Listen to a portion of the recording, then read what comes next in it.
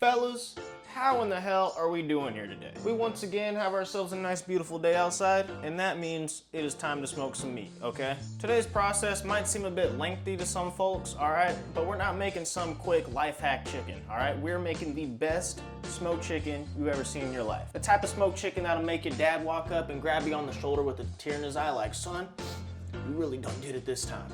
Alright, if that sounds good with you, let's just jump straight into it. I'm gonna show you my whole process and we'll get things rolling. Alright, so here folks, we have both of our chickens sitting in a big old tub full of juice. Not juice, but it's water. And this is called a wet brine, alright? If you're not brining your chicken before you smoke it or cook it or do anything, you're doing it wrong, alright? This isn't necessarily a required step, but it will make everything 1,000,000 times better. I guarantee that.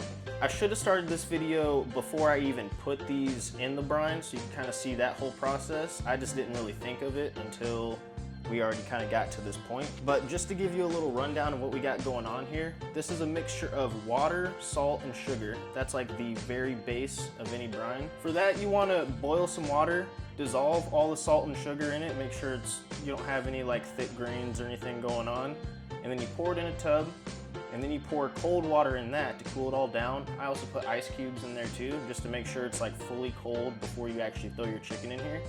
And then for the seasoning, you might be able to tell a little bit what we got going on, but the little seeds are coriander, and then we have some black peppercorns, and I also threw some bay leaves in there too. I also put a couple heaping spoonfuls of minced garlic, or you can use actual garlic cloves if that's just what you have on hand. And then I also put about 3 tablespoons or maybe a little bit more of whatever chicken rub you're gonna be using for these guys. So this is something that I did yesterday, and then they've been sitting in there all night just getting nice and ready to go. But now we're at the point where we're gonna take it out of the brine, pat them fully down, get it dry, and then apply our seasoning. So let's get going with that. Alrighty folks, here we have our beautiful looking chicken, you know what I'm saying? Fresh out of the brine. I just went ahead and patted it dry off camera because who wants to see me sitting here drying off some chicken, you know what I'm saying? But already, before we even put any seasoning on here, you can kind of see the importance of doing this brine, all right? The chicken skin already has kind of a orangish yellow hue to it from sitting in all of our seasoning and spice rub and all that. And there's already, I mean, you can't really see it that good here, but there's already a little bit of seasoning all over and deep inside the meat. The brine is really important because that's your first layer of flavor, all right? It deeply instills salt into the meat, and it makes it really tasty, and it also makes the meat insanely juicy. So this is looking good already. You can't see this guy either, but we've also got ourselves a little neck bone here. That's the chef's treat, all right? I was gonna do both neck bones, but for whatever reason, one of the chickens didn't come with it. But these guys right here, if you never had yourself a nice little slow cooked neck bone, you're not living, all right? You're missing out on something in your life. So before we actually put our rub on here, the chickens are still a little wet to the touch. It's still got a little bit of moisture to it. We're gonna throw these in the fridge for about an hour just to kind of dry out that skin a little bit more. And then we'll come back, throw our rub on here, and they'll be ready to go. So I'll see you once we get to that step. Alrighty folks, we are here back again. These chickens have been in the fridge for about an hour, but it's been a couple seconds for you. And we mainly, like I said, just kind of did that to try to dry out this skin as much as possible. It's not completely dry, but moisture is the #1 thing that will kill crispy skin. And we want this skin to get as crispy as possible. So now that these are ready to go, we can finally start applying our seasoning here. And I'm just gonna show you real quick what we're working with. This is a little blend that I made up myself. I use this for any kind of chicken or turkey, any sort of poultry. This is the best seasoning you've ever had in your life. Real quick, I'll show you what I put in here. So we'll cut to that.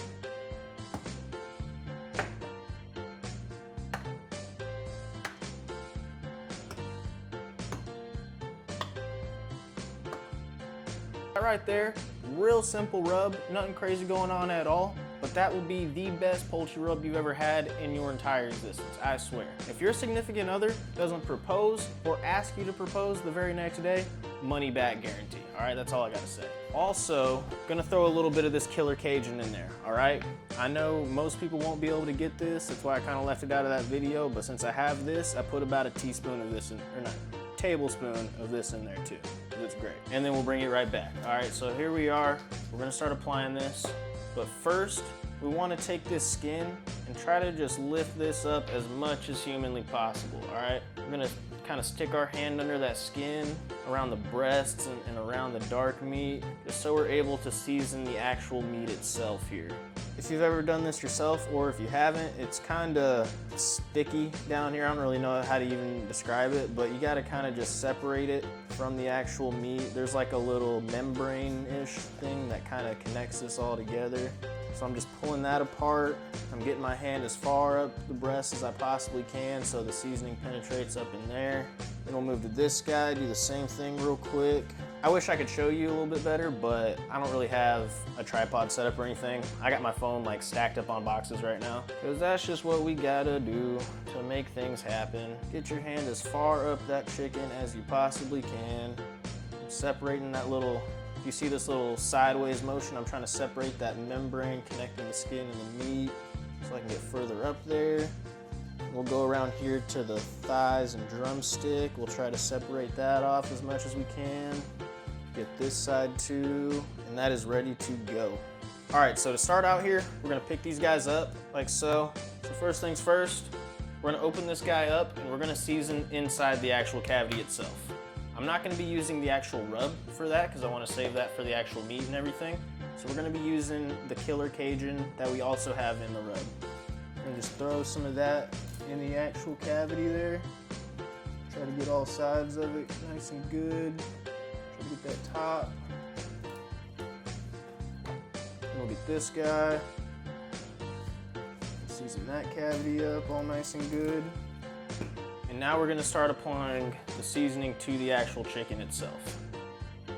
So we're gonna go in here, just shake some of that, get some of that in there. And with the glove hand, I'm gonna just kind of spread that all around the meat as best as I possibly can. Get it all over that breast. So everything tastes nice and great, not just the skin. It looks pretty good. I'm gonna spin this around, see if I can show you a little bit here. I kind of lift that up, you see that the seasoning is getting all over the breast there. Yep, that's what you want. Let me go back to work here. Put some more. Try to get some down there on the thigh too. Just spread that everywhere you possibly can. Any little nook and cranny you can get your hand into. You want that seasoning in there. All right, now we'll jump over to this guy. Repeat the exact same process. Gonna lift the skin up, just dump a bunch of seasoning on there. I'm gonna start massaging it back with my hand here. Trying to get as far up the chicken as I possibly can. Get that seasoning everywhere. We're also gonna get that little neck bone that we got here too. Dump some seasoning on that and just kind of rub it in. Massage it all around there. Make sure that guy's good to go. Pretty good so far. All right, and now for the skin. All right, we're gonna do something a little extra special for the skin here. So we'll start off with a little bit of olive oil on top. Just gonna massage that all in there. Make sure the wings are covered, the drumsticks, the breasts, everywhere nice and squared away with some oil. And we're gonna flip her over and do the exact same thing back here. And while we have these flipped over, we are going to start our seasoning process on this side. Because if you start on the breast and you flip it over, you might lose some in the pan and all that. So the audio got kind of messed up in this section, so that's why I'm just sort of like speeding through all this. But like I was just talking about, this is now the time where we're going to season our actual skin.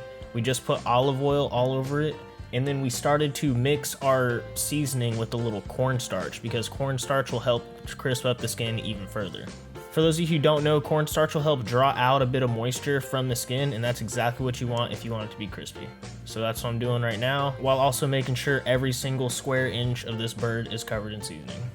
All right, folks, we're out here at the Traeger. You know what I'm saying? We got it heated up, got some smoke rolling. Can't really see it too well, but it's there. And we got our chickens, all right? So the rub has been sitting on there for about 15-ish minutes or so. They got to know each other. They're great friends now, and they are ready to go on an adventure. So we are going to transfer those guys up here, and then I'll be right back. All right, so here they are, ready to go.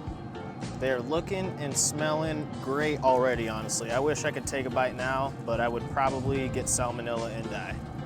We also put a little meat probe in here in the thickest part of the breast just so we can kind of monitor what the temperature is looking like. We got our neck bone right here in the middle, ready to lead them on their journey. We're gonna close that down and get things rolling. For pellets here, I got a nice mix of hickory and pecan today. I typically don't mix my pellets up that much, but I picked up a bag of pecan and I started mixing it with the hickory, and it's honestly pretty good. So that's what I've been doing for all my stuff now. Got that loaded up, ready to go. And then for temperature, we got it on 275 right now. It's obviously a little bit low because we just had this sitting open for so long. But my golden rule for poultry is 275 and let it ride. Some people like to do it around 300, 350, maybe even 375 for the last hour or so to get the skin a little bit crispier. And I might crank it up in that last hour, but typically I just like doing stuff a little bit slower, a little bit lower. And 275 has worked out for me every single time, no questions asked. So that's what we're gonna be doing here today. I'm gonna let that go for probably about an hour or so, then we'll come back and see what they're looking like. All right, everybody, here we are back at it, you know what I'm saying? It's been on here for about an hour, so we're just gonna do a little routine checkup here and see what things are looking like. It still has a little bit to go, but oh, we are looking nice already for sure. Color isn't quite where I want it yet, but like I just said, it's still got a little bit of time. While we're here though, I'm gonna take a little bit of spray oil, just because it's a little bit easier to distribute. I'm gonna kind of spray that skin to this guy a little bit. Oil helps it crisp up a little bit more.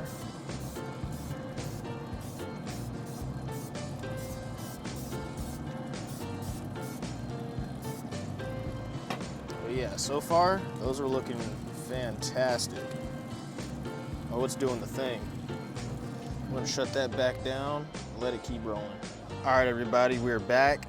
I think it's finally showtime here. These have been on for about a total of 2.5 to 3 hours. Let's take a look at what we got going on. Oh yeah. It's dripping a lot of fat into this and it's sizzling like crazy, but these are looking ready to go. We're gonna go ahead and pull these off and then I'll see you guys inside. Okay, everybody, we have finally made it to the end of our journey here. These have been resting for about 20-30 minutes or so, and they look phenomenal. Look at that juice piling up there under the skin. Look at that perfectly seasoned skin. Look at that juice piling up at the bottom of the friggin' Pyrex container. Man, stop playing with me, man. Real quick before you go, you know what I'm saying? We got a cutting board, we got a knife here. You already know we gotta cut into this bad boy and see how we're really looking. First of all, look at that juice just straight dripping off of it. Didn't inject it, didn't do nothing. It's that wet brine right there, baby. That is the truth. Pull out our little meter thermometer, maybe, there we go. I'm not gonna break down this whole thing, but we will cut off a breast here and we'll show you what the meat's looking like. Give you a little taste test. Oh my goodness. Ooh, I did it again. Fellas, Lunar did it again. Who let me cook? Oh, who let me cook? The skin, not as crispy as I wanted it. It's all right. I think I probably could have had it sitting in the fridge for a little longer, and I probably could have cranked up the heat, but I was in a bit of a rush. Oh my gosh, there's just juice falling all over the place here. Look at this freaking breast. Look at the juice just falling off my hand. We didn't inject nothing. We sprayed it with a little bit of canned oil. I mean, come on, fellas. Let's get a piece cut off here for the people back home, you know what I'm saying? Look at that meat. Look at that. Like, it's like a sponge right now. It's like a straight up sponge. I don't know if you can also see that little smoke ring at the top. It's got like a nice half little smoke ring up there. Nice thick piece. See how it tastes. I gotta slurp it down, fellas. Oh my goodness. Oh my goodness, I did it again. I didn't think it was possible, but I did it again. I don't want to toot my own horn. This might be one of my best chickens yet. This is incredible. This is, oh, this is just amazing. I'm just pulling pieces off now. I'm getting a little too ahead of myself. Okay. Like I said, I'm not gonna debone this whole thing in front of you, but that's gonna about do it here for this video, all right? If you wanna make the best chicken you've ever seen in your entire life, you follow my step-by-step right there, and it will take you to the promised land. Oh my goodness. Anyways, thank you for watching this video. Even if you don't wanna learn how to make chicken, but you watch this video, thanks for watching this video. I've really got nothing else to say. All right, fellas, it's time to eat, and I'm about to dig in. This has been Lunar, and welcome to Bound.